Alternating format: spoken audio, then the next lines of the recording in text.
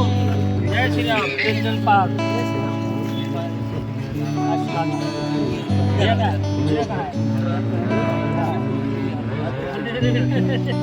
भैया कहाँ है? आओ।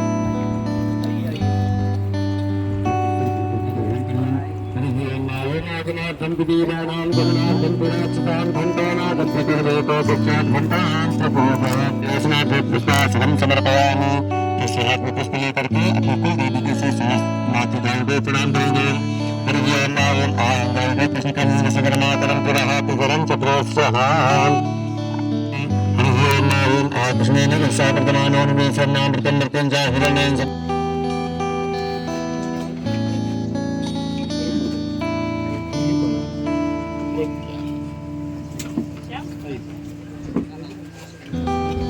भैया राम सर क्या कहना चाहेंगे आज यहाँ पर महाराज जी और सभी आए हुए हैं, क्या पूरा प्रोग्राम है, थोड़ा डिटेल के साथ बताइए।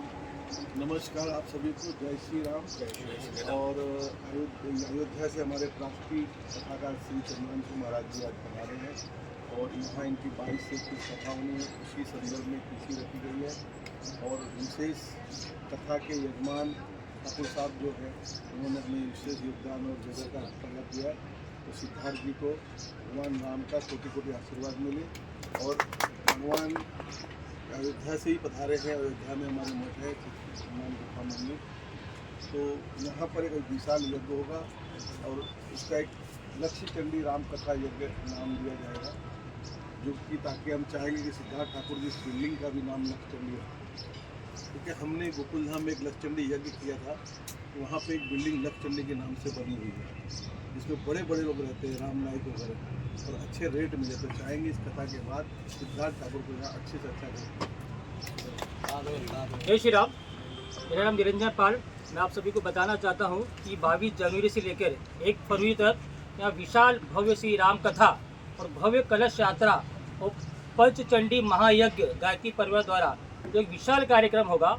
और जो कलश यात्रा जो होगी उसमें 10,000 से ज़्यादा महिलाएं जिसमें भाग लेंगी और एक भव्य कार्यक्रम पूरे पालघर जिला में इससे बड़ा कार्यक्रम आज तक न हुआ है न होगा। ऐसा कार्यक्रम हम प्रभु की कृपा से और हमारे दादा सिद्धार्थ ठाकुर जी की कृपा से, महाराज जी के, हमारे भैया राम कुमार पाल जी के और हमारे कार्यकर्ता और हमारी पूरी टीम इसमें पूरी मेहनत कर रही है। और ये कार्यक्रम एकदम अच्छे से पार हो, इसमें आने वाली सारी बाधाएं दूर हो, इसके लिए आज हमने यहाँ पर भूमि पूजन भी किया है। और इस कथे से आम जनता को, सभी लोगों को इसका पुण्य मिले और सभी की मनोकामना पूरी हो, ऐसे हम प्रभु के चरणों में प्रार्थना करते हैं कि इस कथा से जो कथा सुनने आएंगे और जो घर पे बैठ के सुनेंगे, इसके ऊपर लाइव होगा कथे का, और सभी को इसका पुण्य मिले, सभी की मनोकामना पूरी हो और सभी के कष्ट संकट इस कथे से दूर हो। आप सभी को पहले तो जय सीताराम, बहुत बहुत धन्यवाद। हमारे साथ में संरक्षक हैं कार्यक्रम के हमारे बड़े भैया श्री राम कुमार पाल जी हैं। इस जगह के जो मालिक हैं वो सिद्धार्थ के साथ में है। कार्यक्रम के संयोजक निरंजन पाल जी आपके साथ में हैं, जिसको आप लोग सुन रहे थे। मुझको लगता है कि अपने आप में 22 जनवरी एक ऐतिहासिक दिन है। जैसे भगवान राम के प्रागट्य उत्सव का दिन रामनवमी है, वर्षों से जिस तरह से हम लोग मनाते आ रहे हैं, वैसे ही 22 जनवरी भी है, क्योंकि भगवान राम का 14 वर्ष का वनवास और उसमें जितनी विघ्न थी, समुद्र पर सेतु बनाने तक को लेकर के, रावण को मार करके रावण दहन तक, फिर राम राज्य की परिकल्पना की। लगभग इस कलयुग में 550 वर्षों तक भगवान राम की मंदिर तोड़ने के बाद में भी, और मुझको लगता है सांस्कृतिक लड़ाई की सबसे बड़ी जीत के रूप में राम मंदिर हम लोगों के सामने है। और 22 जनवरी भगवान के प्राण प्रतिष्ठा का दिन है।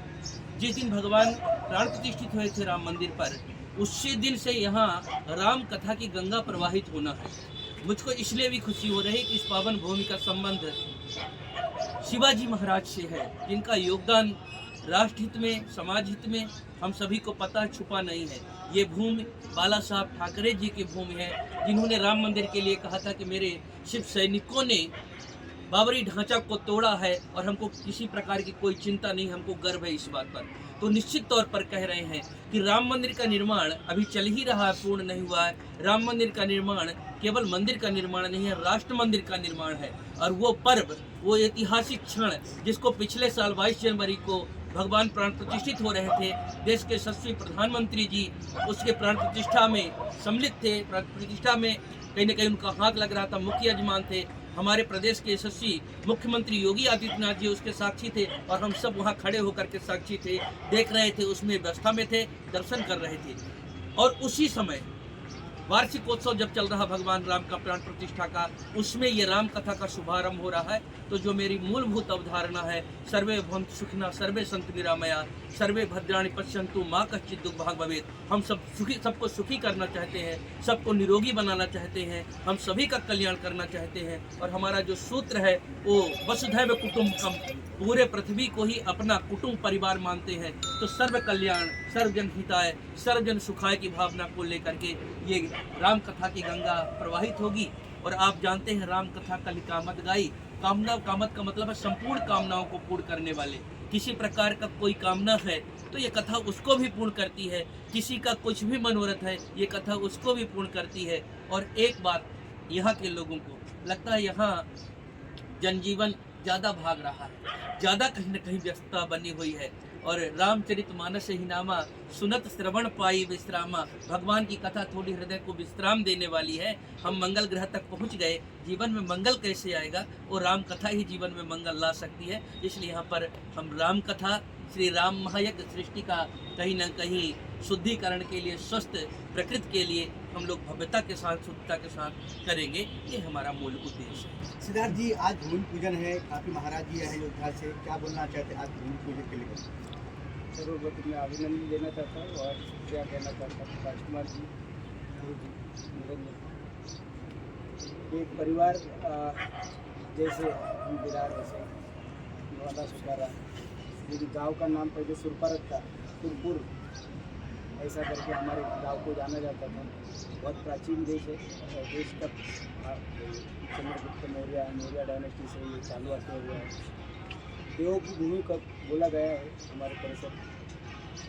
इधर भद्राचार्य जी, राम भद्राचार्य जी आए, अभिगुरु जी आए। ये बहुत पावन अवसर है कि हमें भी इस चीज़ का कोई छोटा सा भाग, कुछ योगदान दे पा रहे। अच्छा फील होता है। सब लोगों को मैं आग्रह करूँगा कि इसकी संगीत मिल जाए और जैसे मैंने बोला अपनी लाइफ में ठहराव लाए, शांति लाए, ऐसे ही मैंने काम करता हूँ। कार्यक्रम पर्टिकुलरली हम आज जनता के बीच में आ जाके जो प्रसार और आज जो लाइफस्टाइल जी रहे हैं और उसमें से जो ठहराव ये कथा लाती है, सबको आज कोई ना कोई सामाजिक काम, कोई धार्मिक काम, ये सबसे हमारा परिवार हमेशा जुड़ा हुआ है। उनके परिवार को लाना, उनके परिवार को मिलना, उनको शुभेच्छा देना और उनका भी सम्मान करना, और जो शहीद हो गए उनके लिए श्रद्धा। क्योंकि हम सहिष्णु हैं, हम 3 दिनों तक ताकत होने के बाद भी समुद्र के किनारे बैठ करके प्रतीक्षा कर लेते हैं कि समुद्र प्रेम से मार्ग दे देता है तो बाण संधान नहीं करेंगे। और उसका कहीं न कहीं हमारी सरलता को, विनम्रता को कायर समझ लिया गया और इसीलिए हम लोग लगातार प्रतीक्षारत रहे। 76 वर्षों तक हम राम जन्मभूमि के लिए कोर्ट में खड़े रहे।